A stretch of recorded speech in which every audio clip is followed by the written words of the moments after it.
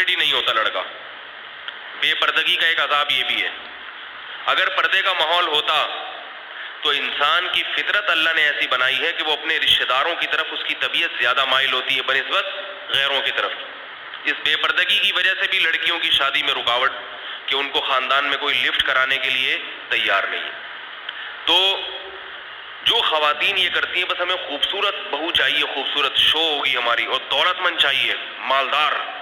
پتہ چلے جی بیٹا رکشا چلاتا ہے مگر شادی کہاں سے کر کے لایا ہے؟ بریگیڈیئر کی بیٹی سے. ان خواتین کو میں ایک نصیحت کرتا ہوں اپنے تجارب کی بنیاد پر, یہ کہیں قرآن میں نہیں لکھا ہوا, کچھ چیزیں ہوتی ہیں انسان کے تجربے بھی ہوتے ہیں. ایسی خواتین کو نقصان یہ ہوتا ہے کہ یہ چونکہ دین نہیں دیکھا انہوں نے, تو یہ بہو سب سے پہلے بیٹے کو اپنی ماں سے ہٹاتی ہے, یعنی اپنے شوہر کو اس کی ماں سے دور کر دیتی ہے. اخلاق تو ہے نہیں نا, اس کو تمیز تو ہے نہیں گھر میں بڑوں سے بات کیسے کی جاتی ہے.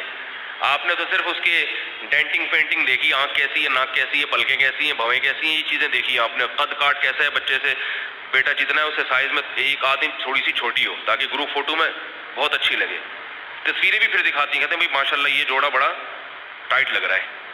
صحیح نا, بیٹے کا قد چھوٹا ہے, بہو تھوڑی سی لمبی ہے, نہیں یہ نہیں چلے گا بھائی, یہ گروپ فوٹو عجیب سی آئے گی نا ان کی. جس کو شوہر لگنا چاہیے وہ بیوی لگ رہی ہے, جس کو بیوی لگنا چاہیے وہ شوہر لگ رہا ہے. یہ سب باتیں ہوتی ہیں گھروں میں, کیونکہ ہم بھی اسی گھروں اسی خاندان کے اور اسی ماحول میں پیدا ہوئے ہیں. ہمیں سب یہ اپنے خاندانوں میں ہم یہ چیزیں دیکھ رہے ہیں.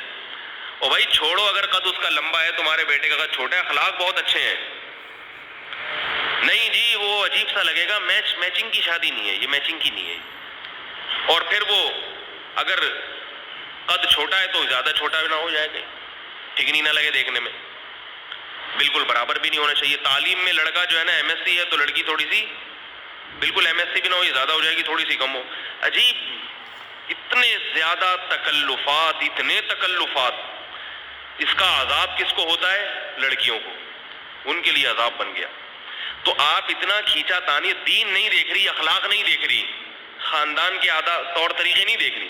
تو جب ایسی لڑکی آئے گی وہ اپنی ماں کا احترام نہیں کرتی تھی, ساس کا احترام کہاں سے کرے گی وہ؟ اس کو یہ تو دیکھ لیتے اس کا اپنی ماں سے سلوک کیسا ہے, یہ تک نہیں دیکھتے, بس شکل دیکھ رہے ہیں اس کی.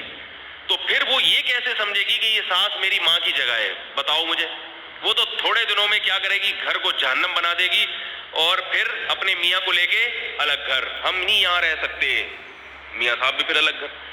وہی ماں جو لے کر آئی تھی کہ اپنے لیے لائی ہوں میں, شادیوں میں بہو کو لے کے جاؤں گی, دکھاؤں گی یہ میری بہو ہے, ان سے ملی, یہ لوگ کہیں گے واہ واہ واہ. تو وہ بہو کہے گی یہ جائے گی تو میں نہیں جاؤں گی ساتھ میں, یا تو مجھے لے جاؤ یا ان کو لے جاؤ. یہ ہے بد اخلاقی. آڑی ترچھی ہوں مگر رسٹڈی نہیں ہوتی.